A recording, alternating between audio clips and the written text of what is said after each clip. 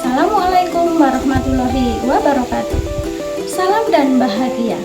Perkenalkan, saya Sri Suyamsi SPD AUD dari TK Negeri 1 Pandak, calon guru penggerak angkatan ke-9 dari Kabupaten Bantul. Pada hari Rabu tanggal 18 Oktober tahun 2023, saya telah melaksanakan diseminasi penyebaran pemahaman tentang budaya positif di sekolah saya, yang diikuti oleh seluruh warga sekolah TK Negeri 1 Pandak dan beberapa guru dari Gugus Triharjo. Bagaimana kegiatan itu berlangsung? Yuk kita simak dalam video berikut.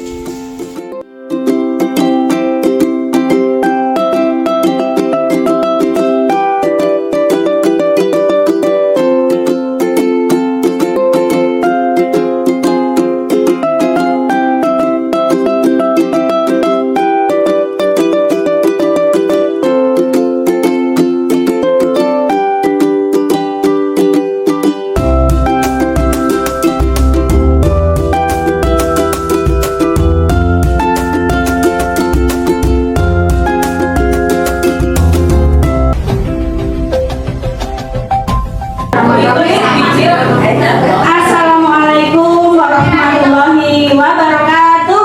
Waalaikumsalam warahmatullahi wabarakatuh. Kepada Ibu Kepala TK Negeri 1 Pandak yang terhormat, ibu-ibu, guru, karyawan TK Negeri 1 Pandak yang kami hormati, bersama ibu-ibu guru TK se-Gugus Triharjo yang saya hormati pula. Pertama-tama mari kita panjatkan puji syukur hadirat Allah Subhanahu wa Ta'ala yang telah melimpahkan rahmat serta hidayahnya sehingga kita semua pada siang hari ini dapat berkumpul untuk mengadakan kegiatan ini.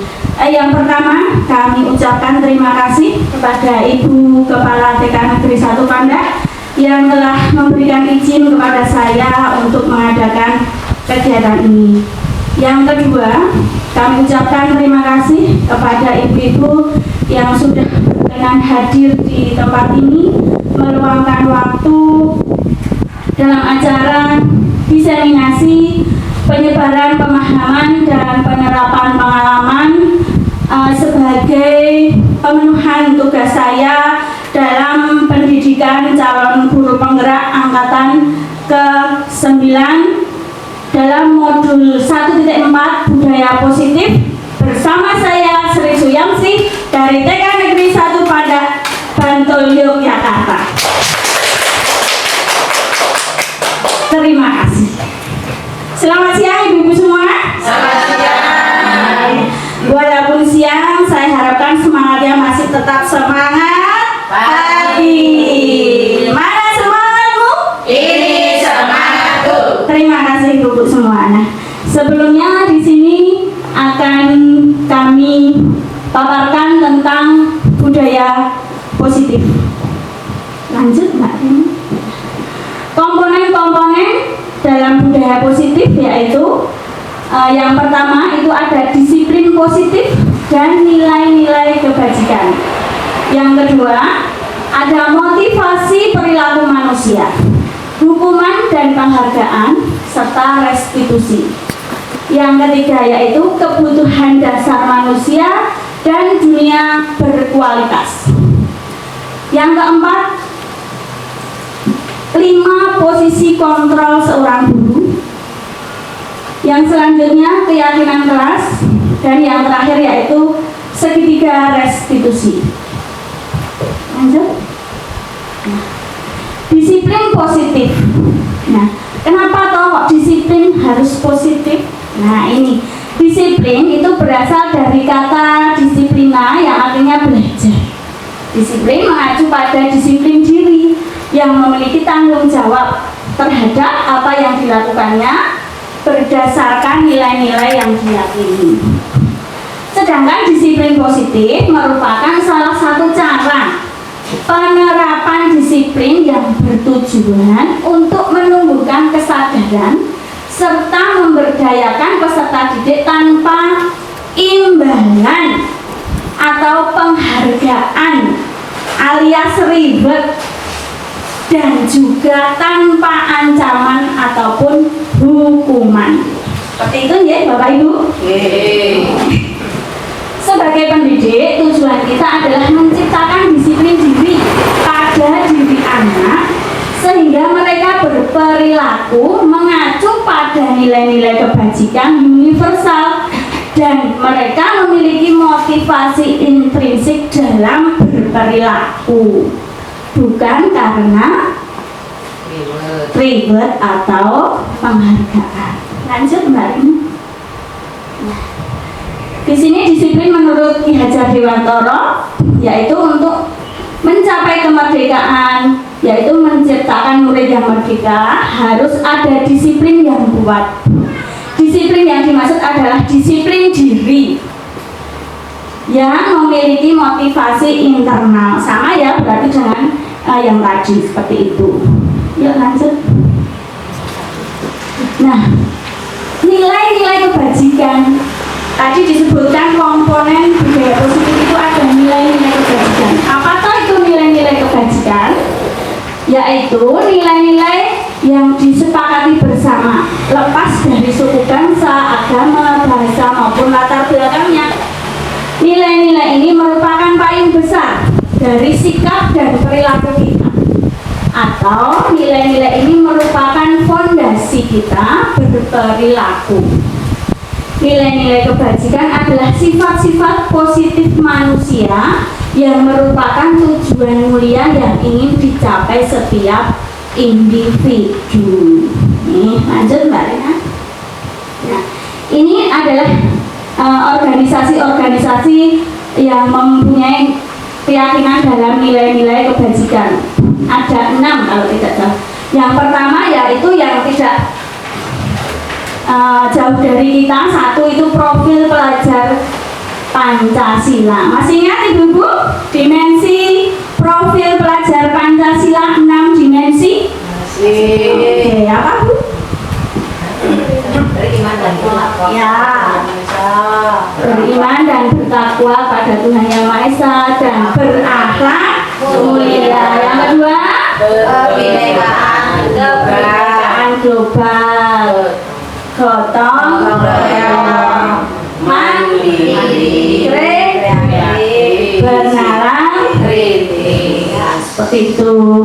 Dan untuk organisasi yang lain itu seperti PYP, ada keterampilan hidup, itu ada nilai-nilai kebajikan yang mereka yakini, seperti toleransi, rasa hormat, integritas, mandiri, menghargai, antusias, empati, dan yang lainnya dapat dilihat di slide. Lanjut Mbak Rina. Nah, terus ada lagi itu dari proyek nilai kebajikan dan juga The Seven Essential Virtues. Ada empati, suara hati, kontrol diri, rasa hormat, kebaikan, toleransi, dan keadilan. Seperti itu ya Mbak Rini. Nah, dari komponen yang sudah saya sebutkan, kita lanjut ke teori motivasi, hukuman dan penghargaan, serta restitusi. Nah, ada 3 motivasi perilaku manusia menurut Danny Gosen. 1, jika kita berperilaku itu ada motivasinya. Nah, motivasi yang pertama itu untuk menghindari ketidaknyamanan atau hukuman. Yang kedua, untuk mendapatkan imbalan atau penghargaan dari orang lain. Yang ketiga, untuk menjadi orang yang mereka inginkan dan menghargai diri sendiri dengan nilai-nilai yang mereka percaya. Kira-kira yang mana ya Bapak Ibu yang paling tepat? Nah, terus misalnya, nah, sekarang ini kan ibu-ibu, tidak hanya sekarang, kalau misalnya kita sebagai guru datang tepat waktu ke sekolah, nah itu kira-kira motivasi dari diri ibu-ibu Jujur yang mana Bu? HP. Iya, berarti karena absensi. Berarti karena motivasi yang nomor berapa Bu? Satu. Ketidaknyamanan C. Oh, tapi akhirnya lama-kelamaan nyaman. Berarti disiplin itu kan Nantinya juga mendapatkan imbalan waktu itu. oh iya, karena juga berdasarkan imbalan juga. Nah, motivasinya yang dari diri sudah muncul belum Bu? Akhirnya 3 itu terpenuhi. Nah, akhirnya yang ketiga juga terpenuhi. Karena melalui proses pembiasaan muncul motivasi dari diri sendiri untuk rasa tanggung jawab dengan pekerjaan. Lanjut Mbak Rina. Nah, yang nomor 1 dan 2 itu motivasi yang berasal dari eksternal, dipengaruhi dari luar. Nah, terus yang ketiga tadi motivasi dari diri kita sendiri, yaitu motivasi internal. Nah, hindari hukuman dan penghargaan berlebih untuk meminimalisir motivasi eksternal.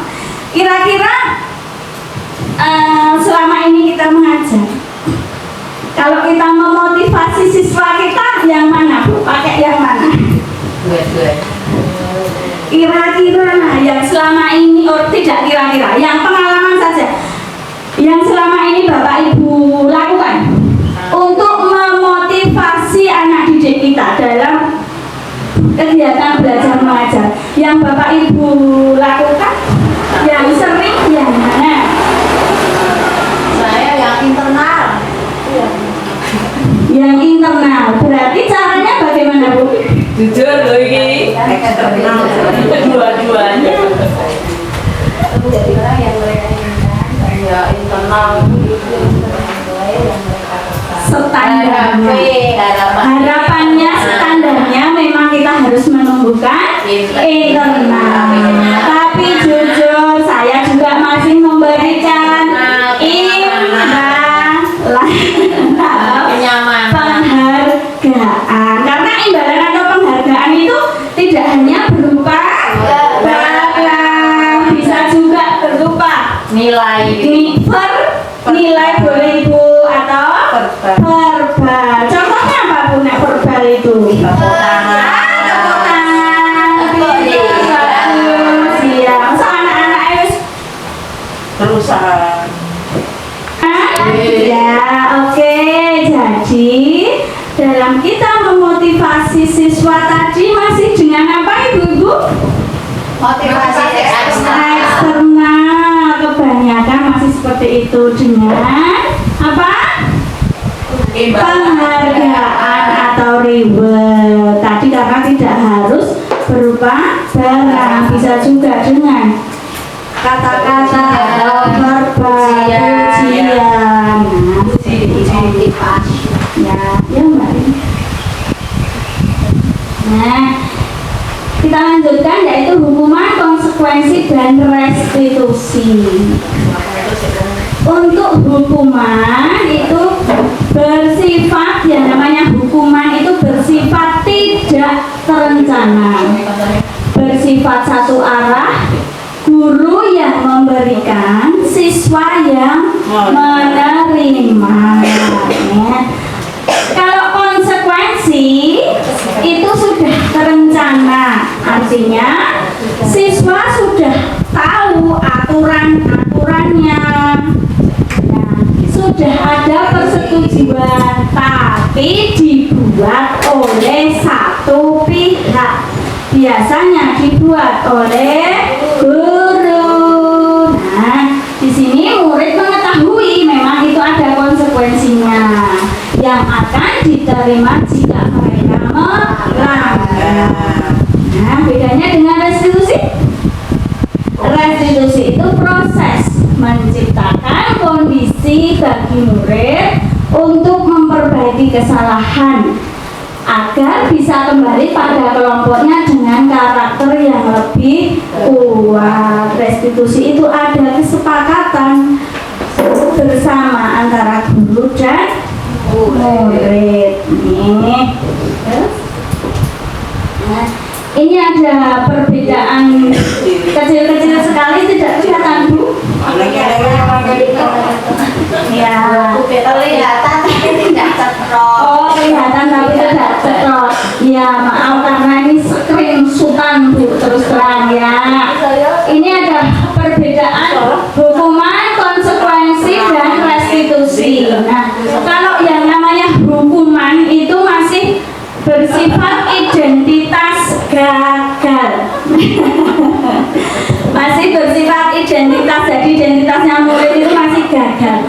Namun kalau konsekuensi dan restitusi itu sifatnya identitas sukses, harapannya seperti itu. Ini ada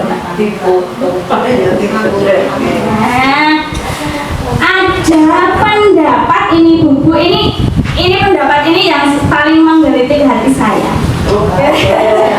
Kalau ibu-ibu nggak tahu ya nanti gimana, tapi ini yang tapi ini yang paling gimana ya gitu ya untuk saya di teori ini. Nah, penghargaan ataupun hukuman adalah cara-cara mengontrol perilaku seseorang dengan menghancurkan potensi untuk pembelajaran yang sesungguhnya. Ya, nanti saya berikan yang satunya. Penghargaan itu pengaruhnya hanya jangka pendek, ibu-ibu. Nah, karena motivasinya itu hanya dari luar. Katanya seumur jagung. Nah, seperti itu kira-kira. Nah, terus penghargaan itu tidak efektif. Kenapa tidak efektif, Bu? Karena kadang, contohnya saja kita mengikuti lomba. Nah, lomba itu kan kita mengharapkan penghargaan. Nek dilalah kok ora juara, nah itu kita jadi kecewa. Sesuk nek kon lomba menang, aku wis ngono kae yo ora terus yang selanjutnya penghargaan itu merusak hubungan. Kok bisa Bu? Kok bisa Bu? Bukan hubungan suami istri, dapat penghargaan dari orang lain ya Bu. Nah, seperti itu tepat sekali Bu Kayati. Saya dapat penghargaan dari Bu Kepala, Bu Kayati Merina. Terus menjap-menjap dengan saya. Nah, itu namanya merusak hubungan. Oh, berarti nggak boleh ngasih penghargaan ya itu? Ya nanti kita bahas Ibu itu. Coba boleh tidak sebenarnya kita mengasih penghargaan itu. Sebentar. Terus penghargaan juga mengurangi ketepatan dan menurunkan kualitas. Itu bisa diterapkan jika kita misalnya diminta kamu nanti dapat fee kalau kamu membuat ini dalam jangka waktu misalnya seminggu sekali kamu buat jurnal atau artikel misalnya. Nah itu terus biasanya terus kualitasnya mereka asal ngirim seperti itu. Nah terus yang selanjutnya penghargaan mematikan kreativitas. Nah seperti itu J. Terus penghargaan menghukum. Nah kira-kira gimana Bu itu kok penghargaan kok menghukum padahal dikasih penghargaan loh niat kita baik. Tetapi kenapa menghukum? Itu enggak Ya. karena dinobatkan menjadi guru penggerak. Terus nanti penghargaannya akan diangkat menjadi pengawas. Padahal belum siap. Nah itu mungkin yang belum siap itu merasa terhukum. Bisa jadi seperti itu Ibu. Begitu Bu Rina? Nah, ini begini Bu. Ya seperti itu bisa juga. Dan ada juga seperti ini Bu. Menghukum itu kalau saya itu sajane aku kidungnya aku pantas loh dikasih penghargaan dari Bu Kepala. Tapi Bu Kepala tidak ngasihnya penghargaan Tidak menghiraukan. seperti itu. Nah itu kan merasa saya itu terhukum karena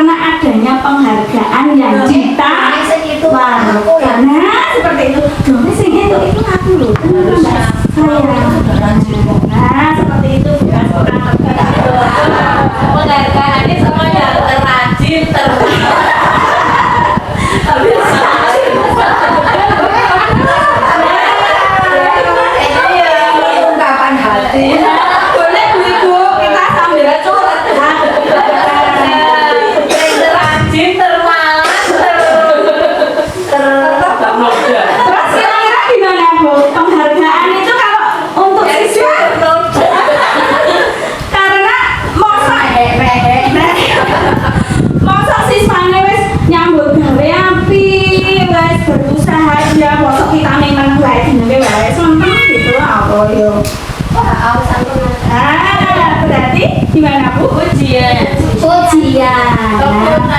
Tepuk tangan seperti itu masih diperlukan ya ibu-ibu kalau di TK ya. Iya, berarti memang penghargaan itu juga masih diperlukan kalau di jenjang TK. Hadiah, kalau hadiah gimana Bu?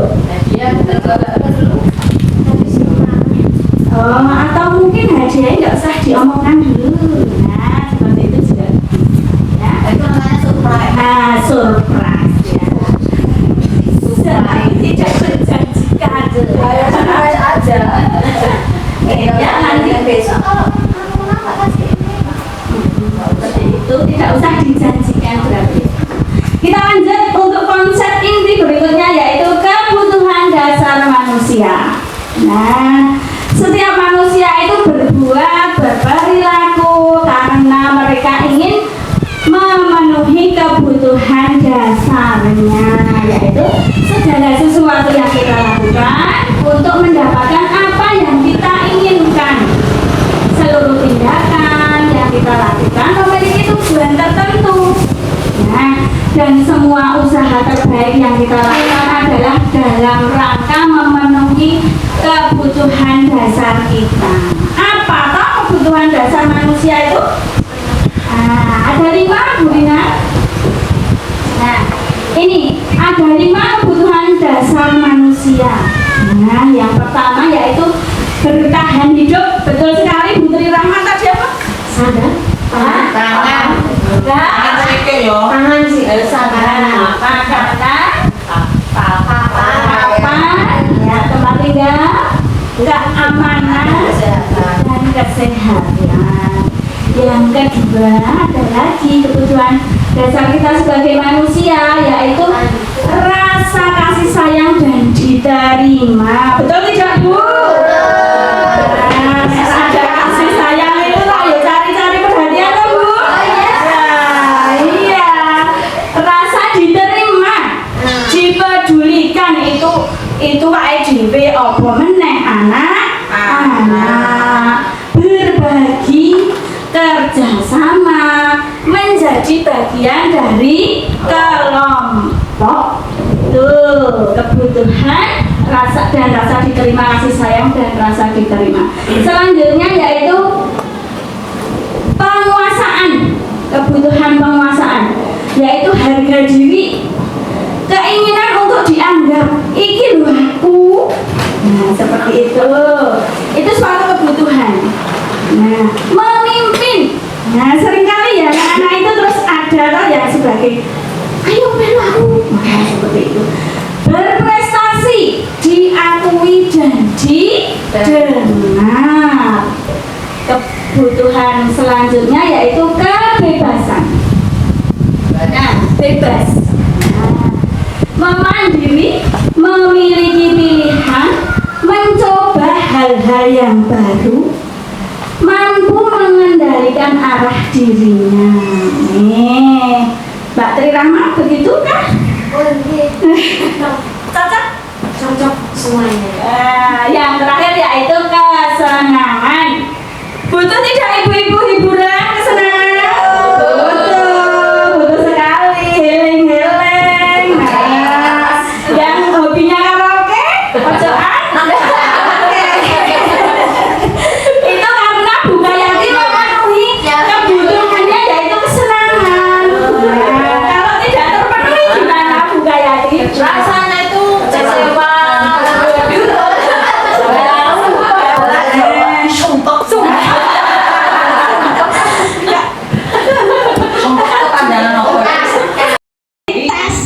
Apakah itu dunia berkualitas?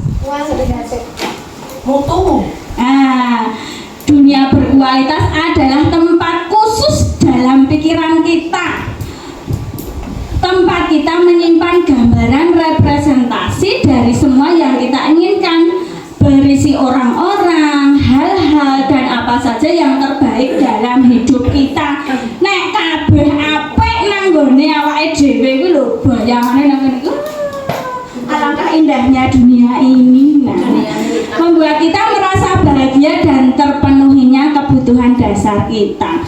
Kebutuhannya dasar kabeh terpenuhi, wah wis pokoknya ya itu namanya dunia berkualitas. Anak-anak juga memimpikan dunia berkualitas, tidak hanya kita, terutama anak-anak.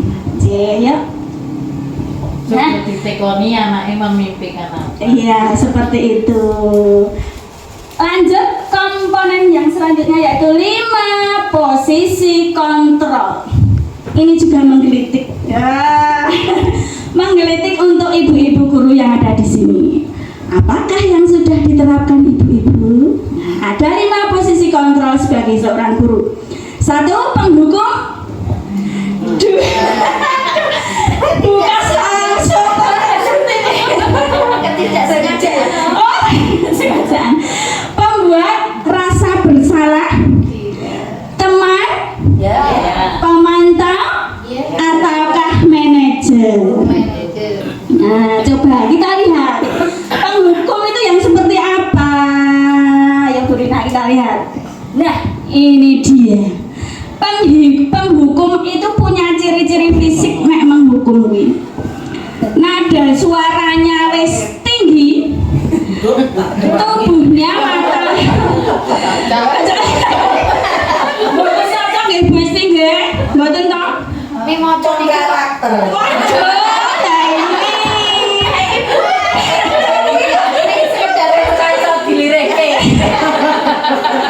Tidak hanya suaranya yang keras Bu Esti, tapi juga mata melotot.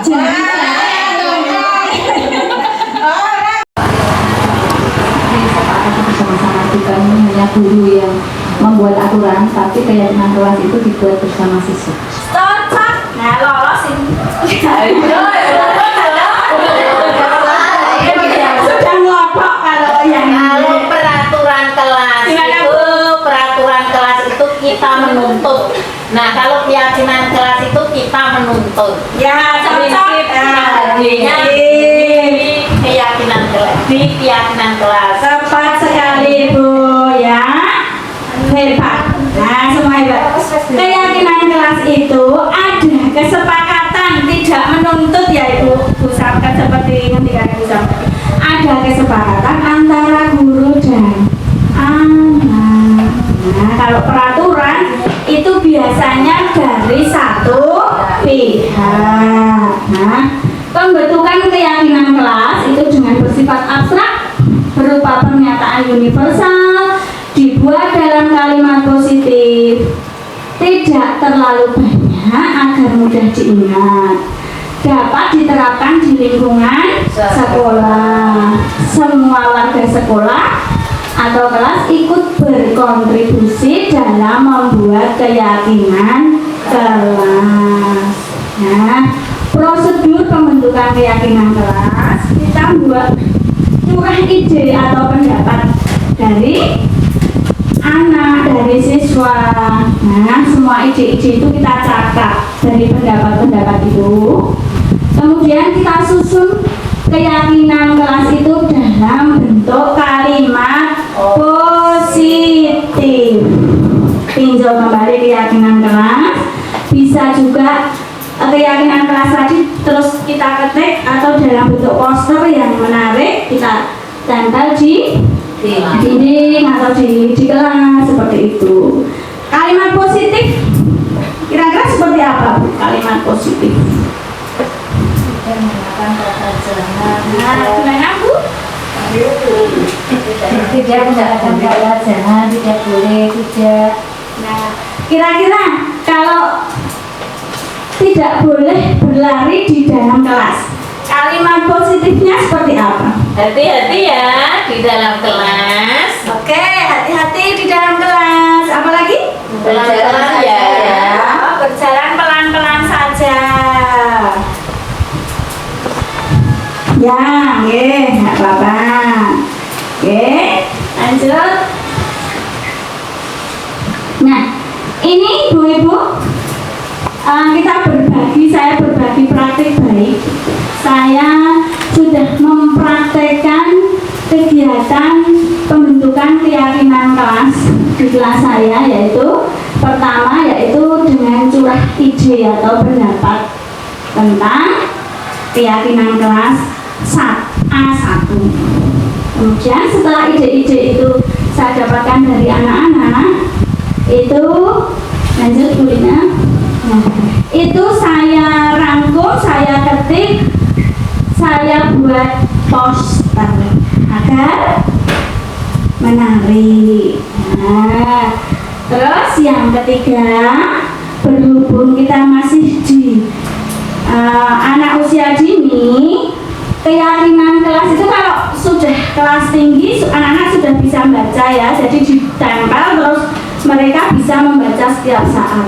Tapi saya berpikiran karena anak-anak kita belum bisa membaca, itu saya bacakan setiap pagi sebelum kegiatan belajar mengajar. Jadi lama-lama anak-anak itu jadi hafal. Setiap kita tanya keyakinan kita apa, nah sudah jawab sendiri-sendiri. Berbagi dengan teman, misalnya membantu teman yang kesulitan. Nah, anak-anak sudah. Nah, mengembalikan alat mainan seperti itu, mereka akhirnya hafal tanpa, walaupun mereka belum bisa membaca. Ya. Nah, ini komponen yang terakhir, yaitu segitiga restitusi. Apakah itu tadi restitusi di depan sudah disinggung, yaitu sebagai salah satu cara menanamkan disiplin positif pada murid. Proses menciptakan kondisi bagi murid untuk memperbaiki kesalahannya. Dia bisa kembali pada kelompok dengan karakter yang lebih kuat. Restitusi juga merupakan proses kolaboratif yang mengajarkan murid untuk mencari solusi untuk masalah mereka. Nah, prosesnya seperti apa segitiga restitusi itu? Nah, langkah-langkah segitiga restitusi yaitu: 1. Menstabilkan identitas. Nah, anak yang berbuat salah tadi, kita stabilkan dulu identitasnya. Dengan seperti apa toh? Menstabilkan identitas, nanti selanjutnya ada bunyinya ya. Yang kedua, validasi tindakan yang salah. Selanjutnya, menanyakan keyakinan. Nah, ini tadi keyakinan kelas itu dibentuk sebagai dasar kita dalam menerapkan disiplin. Menanyakan keyakinan, setelah anak kita tanya keyakinan kelas kita apa, jadi kamu sudah tidak meyakini yang mana, yang tidak kamu yakini, seperti itu. Nanti ada prakteknya. Lanjut. Nah, ini menstabilkan identitas berdasarkan prinsip membuat kesalahan adalah bagian dari proses pembelajaran. Setuju Bapak Ibu? Setuju. Kita sebagai orang dewasa saja setuju. Apa meneh anak-anak? Berikan pada anak ketika kita melakukan segitiga restitusi, yaitu berbuat salah itu wajar. Nah, jadi kita stabilkan dulu identitasnya anak tadi. Jika anak itu berbuat kesalahan, melanggar aturan, identitas anak itu adalah identitasnya gagal. Dia merasa gagal. Nah, kita stabilkan dulu identitas anaknya agar tidak, istilahnya tidak down gitu ya. Terus, tidak ada manusia yang sempurna. Kita bisa mengatakan juga pada anak, Bapak Ibu tidak mau mencari siapa yang salah, tapi ingin mencari solusi dari masalah ini. Kamu berhak merasa begitu. Nah, seperti itu. Kalau selain kalau di TK, kita masalahnya anak-anak biasanya Apa Bu? Apa Bu? Rapor. Oh rebutan. Rebutan apa Bu? Oh rebutan dolanan. Orang rebutan gurunya Ibu? Bisa jadi. Oh, bisa jadi. Nah kalau anak SMA biasanya rebutan apa Bu? Orang rebutan gurunya Ibu? Bisa jadi. Bisa jadi. Nah seperti itu. Nah kita, hah? Sekarang banyak yang nekat. Oh lah, makanya itu ada yang rebutan, ada yang seperti itu. Kita selesaikan dengan langkah segitiga restitusi. Nah lanjut. Yang kedua langkahnya yaitu validasi tindakan yang salah. Berdasarkan prinsip setiap perilaku berusaha memenuhi apa tadi Bu? Kebutuhan dasar. Nih, kamu pasti punya alasan mengapa melakukan hal itu. Nah, padahal kamu bisa melakukan yang lebih dari itu loh. Nah, seperti itu. Kamu melakukan karena mempertahankan suatu yang penting bagi kamu ya. Nah, bisa juga seperti itu. Lanjut Bu Lina. Nah, menanyakan keyakinan. Nah ini tadi kalau kita belum membentuk keyakinan yang mau ditanyakan apa. Jadi prosesnya pembentukan keyakinan dulu. Jika ada masalah kita punya payung. Nah ada solusinya berdasarkan teori bahwa teori kontrol bahwa pada dasarnya kita termotivasi secara intrinsik. Nah, apa keyakinan kelas kita? Nah, kalau sudah punya keyakinan kan ya, keyakinan kelas kita apa? Kenapa kamu mendorong temanmu? Nah, nilai-nilai apa yang telah disepakati bersama kemarin? Seperti itu. Dan tadi nilai-nilai kebajikan. Nah, kamu ingin menjadi seorang seperti apa? Selanjutnya seperti itu. Terus lanjut. Nah, ini kita berbagi praktik baik. Kemarin saya sudah praktekkan dengan anak didik saya. Coba diputarkan. Apa Bu Pangling kok dengan saya?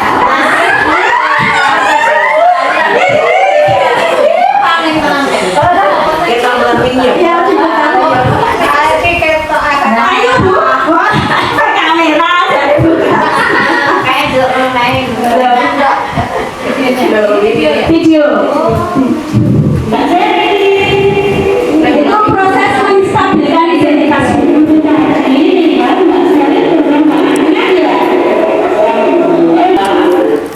Nah, itu proses menstabilkan identitas.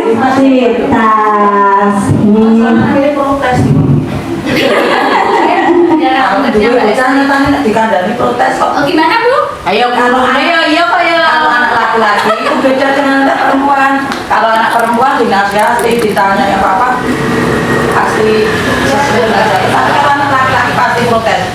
Enggak, ini pasti itu. Terus kita punya solusi seperti apa kalau menghadapi anak yang seperti itu? Ada yang mau share? Kita menemukan Bu, seandainya ada anak apa itu? Tapi Pukul-pukulan Bu, tadi saya dipukul ini. Oh ya, coba siapa tadi yang dipukul, yang mukul? Ini. Nah, terus kita apa ya? Kita temukan. Lebih baiknya tidak usah mencari yang salah. Kita stabilkan identitas. Terus lanjut Bu Rina, coba yang selanjutnya biar ada gambaran lagi. Proses validasi ya. Jadi alasannya apa? Kenapa tadi mendorong Mbak Atna? Si Seri itu mendorong si Atna karena Atna itu jalannya malah supi, dia malah ngobrol sama koncone. Padahal si Seri itu keburu mau makan itu ceritanya, ya mau makan. Lah habis cuci tangan itu ambil bekal, si Atna sama Arifah malah jalan lama sambil ngobrol. Lah si Seril keburu mau makan karena memenuhi kebutuhan apa tadi Bu?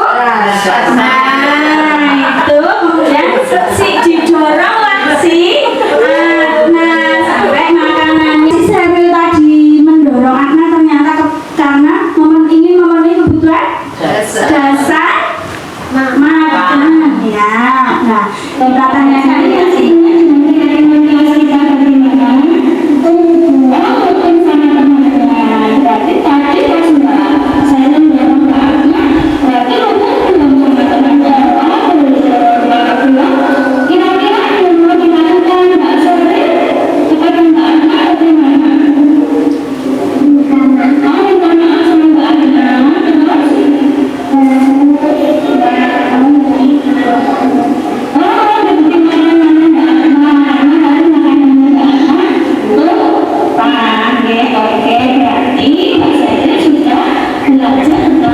atas kesempatan yang dibuat Mbak Sari.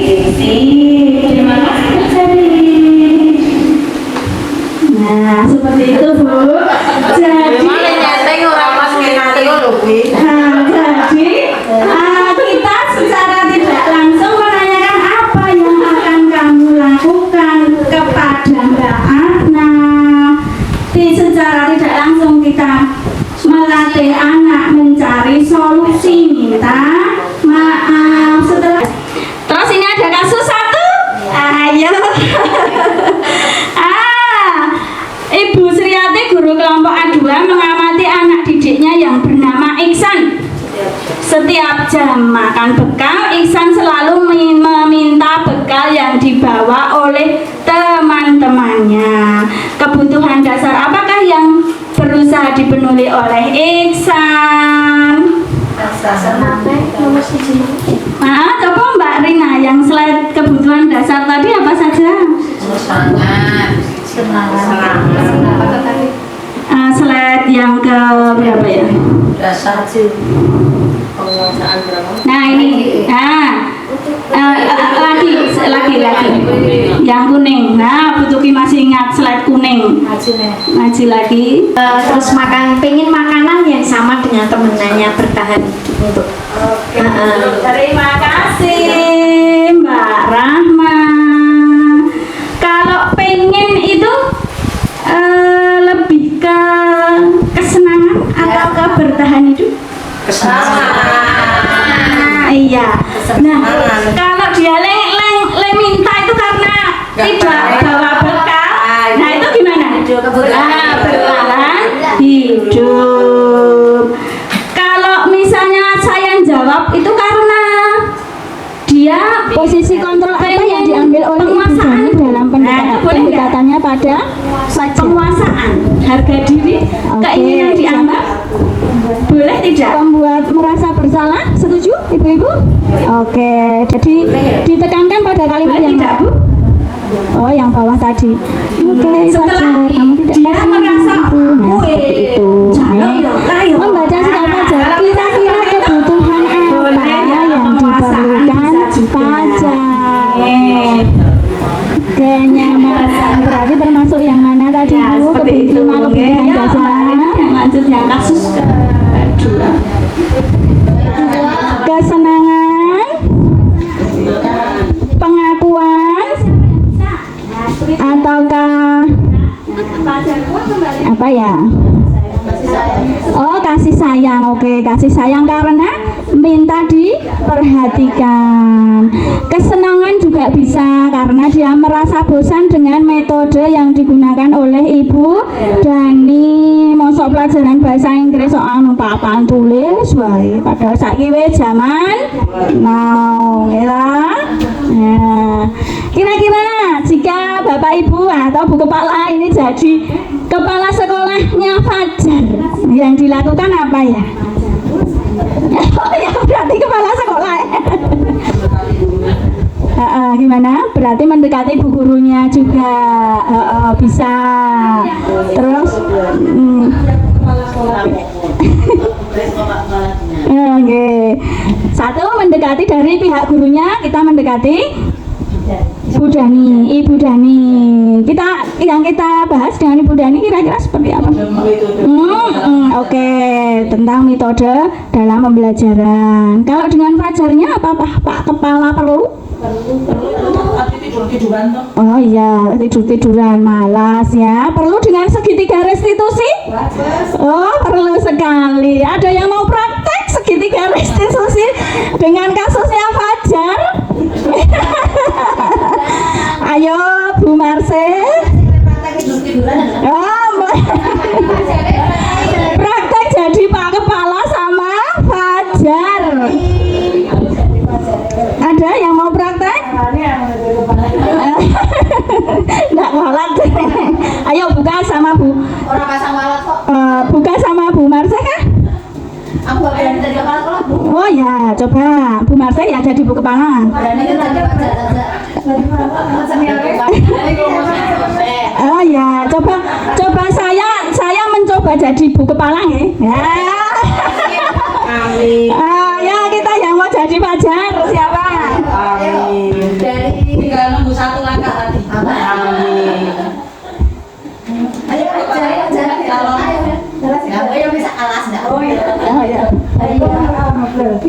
ngobrol. Asal jangan gosip ya. Ngobrol boleh. Kita ngobrolkan masalahnya Fajar, tidak apa-apa. Kita belajar. Fajar, saya dengar tadi dari Ibu Dani, katanya kamu kalau di kelas bermalas-malasan, tidur-tiduran, tidak mengikuti pelajaran Bu Dani dengan baik. Betul seperti itu, Fajar? Iya, Bu. Kenapa kamu seperti itu? Memang mungkin saya juga akan melakukan yang lebih dari itu, tapi apa alasan kamu melakukan itu? Saya bosan Bu dengan Bu Dani, habis ngajarnya gitu-gitu aja. Ya, selain itu saya juga ingin diperhatikan Bu, masa yang anak pintar aja yang disuruh sama Bu Dani. Oke, jadi seperti itu ya alasan kamu kenapa tidak mengikuti pelajaran Bu Dani. Nah, coba kira-kira apa yang kamu lakukan di kelas tadi sudah tidak sesuai dengan keyakinan yang mana? Keyakinan kelas yang sudah kita sepakati, yang tidak sesuai dengan yang kamu lakukan itu yang mana? Yang menghormati guru dan tanggung jawab. Oke, berarti kamu sadar ya kalau kamu tidak melakukan keyakinan yang itu. Terus untuk mempertanggungjawabkan itu kira-kira apa yang akan kamu lakukan? Ya, saya akan berusaha untuk pelajarannya Bu Dani, saya akan berusaha konsentrasi dan mematuhi kegiatan di kelas Bu, nggak tidur-tiduran. Oke, terima kasih Fajar. Silakan duduknya seperti itu. Oke, terima kasih Bu Martin. Bapak Ibu, mungkin sekilas dari penerapan segitiga restitusi seperti itu, tapi ya tidak harus saklek, harus itu kita katakannya kita kan lebih bisa dikembangkan, kita bisa lebih luas ya.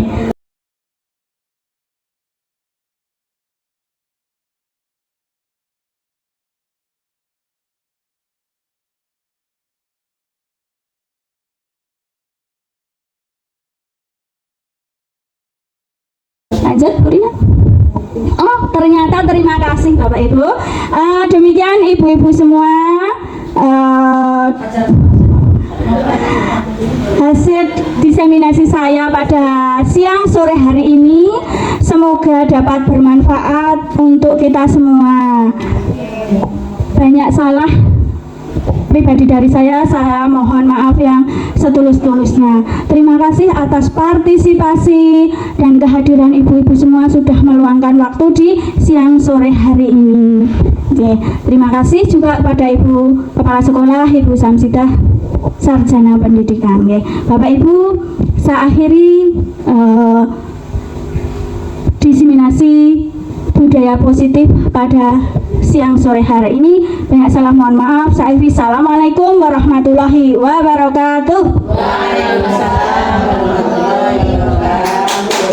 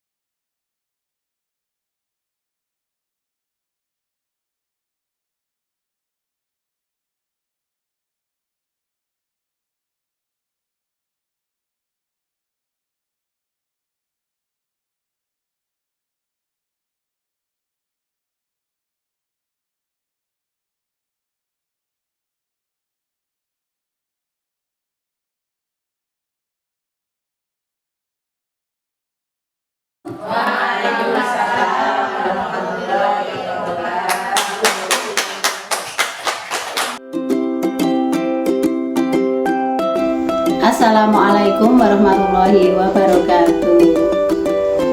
Nama saya Ibu Kasmiati dari TK Negeri 1 Panda, rekan kerja dari Ibu Sri Suyamsih SPD AUD CGP yang saat ini sedang menjalani kegiatannya. Dalam menyampaikan materi tentang budaya positif kemarin yang saya ikuti, pendapat saya cara menyampaikannya sudah baik dan lancar, juga menyenangkan. Budaya positif itu memang ternyata sangat bermanfaat kalau kita terapkan kepada anak-anak kita sejak dini. Budaya positif itu sebenarnya sudah ada sejak dulu, namun kita tidak tahu maksudnya teori-teorinya, tahunya hanya budayanya atau positifnya, tapi ternyata budaya itu budaya positif. Nah, dengan penerapan budaya positif ini merupakan ilmu baru bagi saya, dan penerapan budaya positif sejak dini itu sangat bermanfaat untuk selanjutnya nanti apabila penerapan budaya positif itu diterapkan sejak dini dan sampai nantinya, itu saya kira bagus sekali. Dan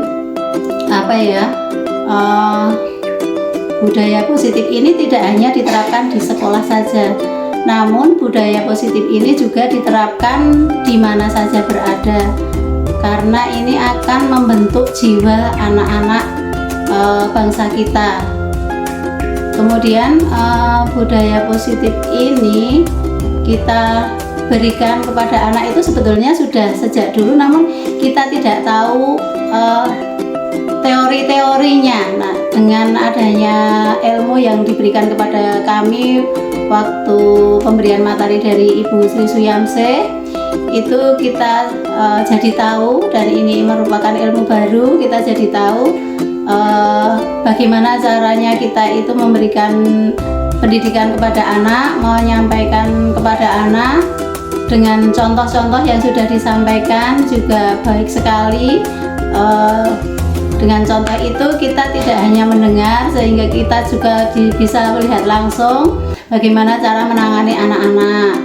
Kemudian kami sendiri itu pernah melakukannya, namun kami tidak tahu kalau seperti itu salah. Nah, dengan ilmu yang kami dapatkan kemarin, kami dapat tahu, oh ternyata saya dalam menyampaikan atau dalam menangani kasus yang terjadi pada anak-anak kita kadang-kadang keliru, karena kita kadang-kadang memvonis anak, oh berarti kamu yang salah. Nah, ternyata itu tidak benar. Seharusnya mereka sendiri yang menyimpulkan dan memutuskan apa yang seharusnya, tindakan apa yang seharusnya kami lakukan. Itu anak-anak harusnya menyimpulkan seperti itu, bukan bu gurunya yang menyimpulkan, oh itu berarti kamu salah nak. Tidak, yang salah siapa? Itu ternyata salah. Tapi kadang-kadang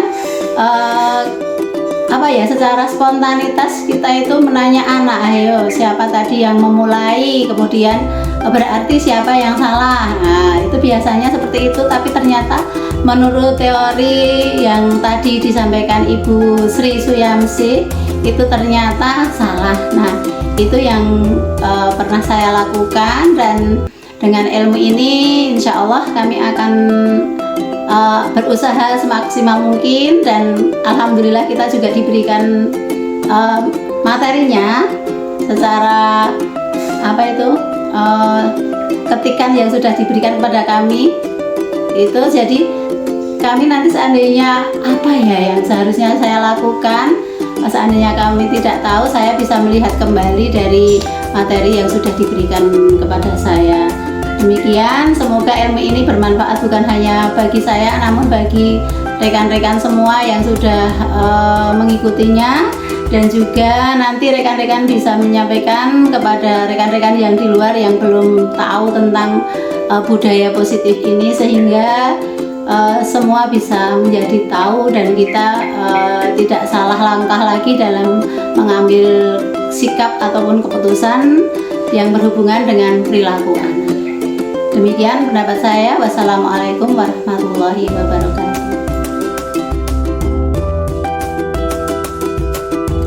Assalamualaikum warahmatullahi wabarakatuh. Ketika saya melaksanakan diseminasi penyebaran pemahaman tentang budaya positif di sekolah saya, tentu saja banyak tantangan-tantangan yang saya hadapi. Di antaranya yaitu dalam menentukan waktu pelaksanaan diseminasi karena kesibukan masing-masing dari rekan guru di sekolah kami, sehingga kami perlu mengkomunikasikan waktu yang akan kami gunakan untuk penyebaran pemahaman tersebut. Terutama saya berkomunikasi dengan Ibu Kepala Sekolah TK Negeri 1 Panda untuk menentukan waktu pelaksanaan diseminasi tersebut. Tantangan yang kedua yang saya hadapi adalah teman sejawat saya atau peserta diseminasi yang kami laksanakan itu, mereka adalah senior-senior saya. Jadi tentu saja mereka lebih berpengalaman dalam pembelajaran dan juga mereka sudah banyak makan asam garam dalam mendidik anak-anak di sekolah. Dari hal tersebut timbul kekhawatiran dalam diri saya. Apakah mereka akan mau menerima penyebaran pemahaman yang akan saya lakukan, yaitu tentang budaya positif. Nah, namun dengan adanya komunikasi dengan mereka, akhirnya mereka menerima dan sepakat untuk mengikuti kegiatan tersebut. Untuk yang ketiga, tantangan saya adalah saya pribadi belum terbiasa untuk berbicara di depan umum. Jadi saya harus membangun rasa percaya diri saya dalam berbicara di depan mereka. Selain itu, saya juga harus benar-benar menguasai materi tentang budaya positif yang akan saya sampaikan, agar materi tersebut bisa diterima dan dipahami oleh semua peserta dan juga ditindaklanjuti. Nah, setelah saya melakukan diseminasi penyebaran pemahaman tentang budaya positif di sekolah, ternyata teman-teman sangat antusias dalam mengikuti kegiatan penyebaran pemahaman tersebut. Karena materi ini memang materi yang baru bagi mereka, dan mereka dapat juga merefleksi apa yang sudah mereka lakukan selama ini dalam pembelajaran dengan teori-teori yang saya sampaikan tentang budaya positif.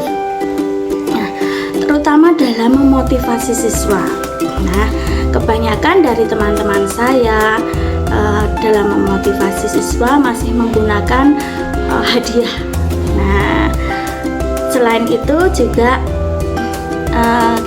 kita semua kemarin merefleksi tentang posisi kontrol kita sebagai guru. Nah, kebanyakan dari teman-teman dan juga saya masih memposisikan posisi kita sebagai guru, yaitu sebagai teman. Nah, kita akan berusaha, saya dan teman-teman, untuk mampu memposisikan sebagai manajer. Nah, selain itu, untuk keyakinan kelas, saya kemarin dari teman-teman itu mengungkapkan bahwa mereka masih menggunakan peraturan kelas. Nah, dari itu maka mereka akan beranjak untuk menggunakan keyakinan kelas. Nah, seperti itu, dan juga akan berusaha menggunakan segitiga restitusi dalam penyelesaian masalah jika ada siswa yang melanggar. Seperti itu refleksi yang dapat saya sampaikan. Saya akhiri. Assalamualaikum warahmatullahi wabarakatuh.